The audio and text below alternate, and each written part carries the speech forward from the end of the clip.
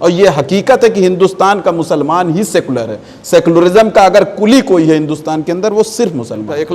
1 लाख मार दिया गया, कितनों को सजा हुई? 1 लाख के कातिल को 25 लाख का मुआवजा दिया गया जब वो जेल में मरता है, राष्ट्रीय ध्वज में दफनाया जाता, किसी ने आवाज उठाई? हिंदुस्तान के प्रति व्यक्ति को मास्क देना फ्री और सैनिटाइजर उपलब्ध कराना, इन सारी चीजों के लिए उसने लोन दिया इनको।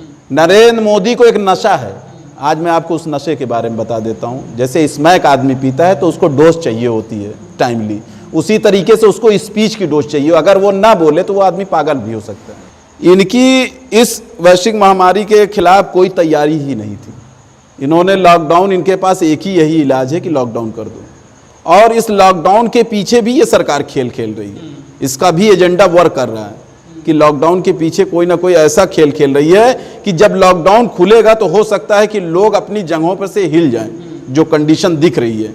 इनका ये जो टॉप लीडर है नरेंद्र मोदी इस देश में बैठा हुआ, आप देखते हैं कभी वो ताली बजवाता है, कभी थाली पिटवाता है, कभी मोमबत्ती जलवाता है, कभी अगरबत्ती सुलगवाता है। तो क्या देश को इस तरीके से बचाया जा सकता है?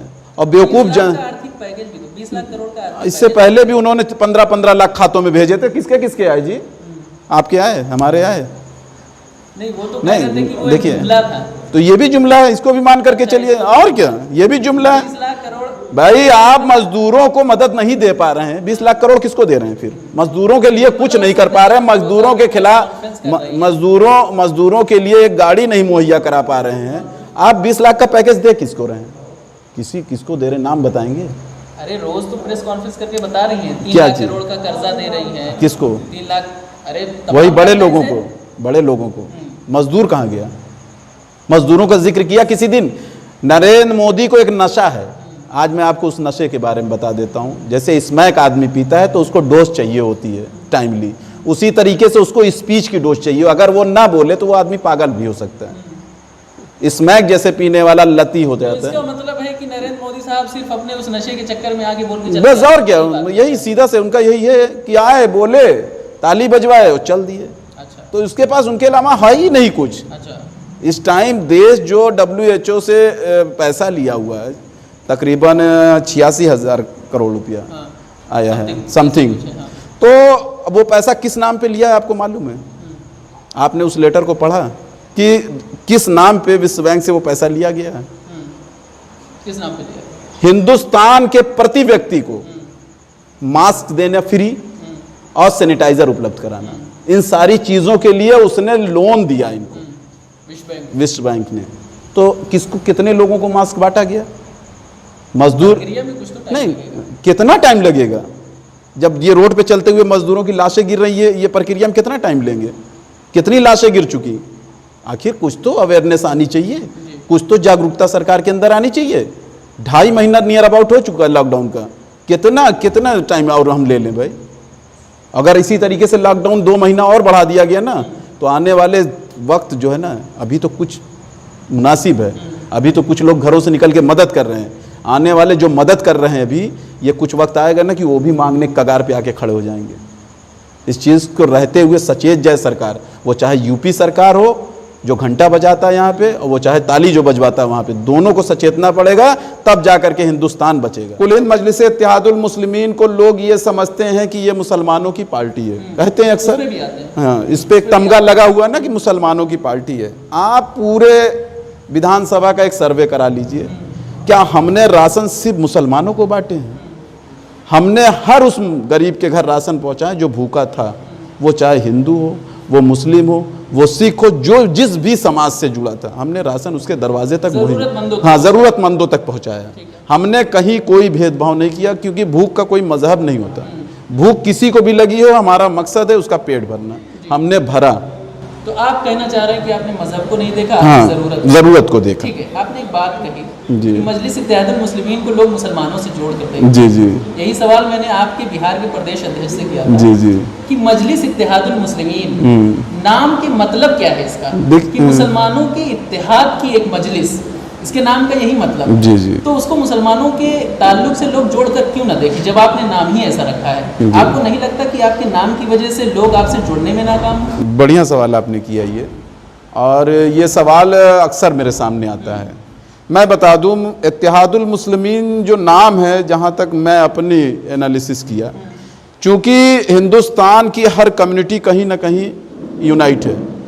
बर्मा कम्युनिटी बर्माओं के साथ यूनाइट है, यादव कम्युनिटी मुलायम सिंह यादव के साथ यूनाइट है, दलित कम्युनिटी मायावती के साथ यूनाइट है।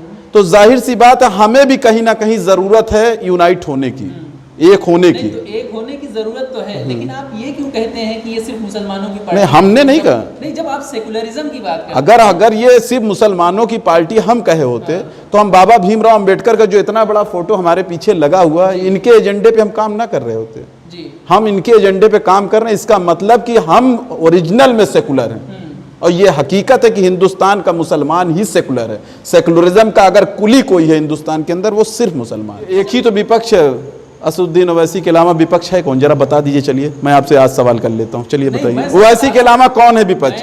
आप बता दीजिए। नहीं, आप नहीं, आपने सवाल का सवाल ही मैं कर दिया कि ओवैसी के अलावा आवाज आज 5 सालों में उठा कौन रहा? सिर्फ आप चलिए बता दीजिए, एक नाम बताइए जो नरेंद्र मोदी जैसे लीडर के खिलाफ आवाज बुलंद कर रहा हो, एक नाम कौन से? बता दिए, बताइए। तेजस्वी यादव उधर उठा रहे हैं, कहां तक आवाज जा रही है? आवाज जा उठाने की बात कही है, जा रही वो तो चैनल का। ऐसी आवाजों के नाम कतई मत लीजिए जहां नरेंद्र मोदी का एक फोन जाने के बाद आवाज दब जाती हो। ऐसी आवाज का नाम लीजिए जब एक मरतबा उठती तो पूरे हिंदुस्तान में गूंजती है। तो क्या आवाज उठी, वही तो मैं पूछ रहा हूं आपसे। क्यों नहीं उठी? जितने तरीके से वो कर रहे हैं उस तरीके। जज्बाती हैं पार्टी को लेकर। नहीं, जज्बाती क्यों नहीं भाई मैं जज्बाती हूं तभी तो, देखिए मैं जज्बाती हूं तभी अपने लोगों की बात भी कर रहा हूं, और जिस दिन जज्बात खत्म हो जाएगा ना, तो मैं भी बिकाऊ पार्टियों में सपा बसपा में दिखाई दूंगा आपको। अच्छा, सपा बसपा को बिकाऊ पार्टी? जाहिर सी बात है, हमारे ही लोग बता रहे हैं। अच्छा, जो हमारे ही लोग वहां पे बैठे हुए हैं, उन्होंने अपनी कम्युनिटी के लिए क्यों नहीं उरूस की बातें की, हक हुकूक की बातें क्यों नहीं उठाई? 1 लाख मार दिया गया, कितनों को सजा हुई? 1 लाख के कातिल को 25 लाख का मुआवजा दिया गया जब वो जेल में मरता है, राष्ट्रीय ध्वज में दफनाया जाता, किसी ने आवाज उठाई? तो आज हम अगर आवाज उठा रहे हैं अपनों के लिए तो हम जज्बाती हो गए। नहीं जज्बाती हैं आप, पार्टी को लेकर बड़े नहीं, जज्बा अपनों को लेकर जज्बाती हैं, पार्टी तो उस पर वर्क कर रही है। इस पार्टी में ये बताइए, ये मजदूरों वाला सवाल था, आप दूसरी तरफ चले नहीं, आप ले गए तो हम चले गए। नहीं, आप बताइए ना मजदूरों वाली। मजदूरों वाली क्या जानना चाहिए? मजदूरों का ये मैं सवाल पूछ रहा हूँ कि इस वैश्विक महामारी में सबसे ज़्यादा अगर किसी का नुकसान हुआ है तो उस मजदूर का नुकसान हुआ है जो चमचमाती सड़क तो बनाता है, चमचमाती गाड़ियाँ तो बनाता है, जो उस सड़क पे दौड़ती हैं, मगर वो मजदूर आज पैदल चलने पर। ये हकीकत है, ये हकीकत है, बिल्कुल हकीकत है। इसको मीडिया ये तल्ख हकीकत है। नहीं, पूरा मीडिया नहीं दिखा रहा, पूरा मीडिया नहीं, हाँ कुछ मीडिया हाउसेस दिखा रहे हैं इसको। किस नज़र से आप देखिए ये जो है सरकार से हमने बार बार हमारे हफ्ते 10 दिन में लाइव फेसबुक पे भी आते हैं, हमारे तमाम चीज़ें उस पर मौजूद हैं हमारे पेज पर, और हमने अब चूँकि हम यूपी से बिलोंग करते हैं तो हमने यूपी गवर्नमेंट से ही अपील की कि अभी कल से क्या किया है यहाँ पे जो मुख्यमंत्री जनाब योगी आदित्यनाथ साहब, इन्होंने बॉर्डर सील करा दिया, तमाम मज़दूरों पे लाठियाँ भाजी जा रही, बॉर्डर के अंदर नहीं आने दे रहे हैं।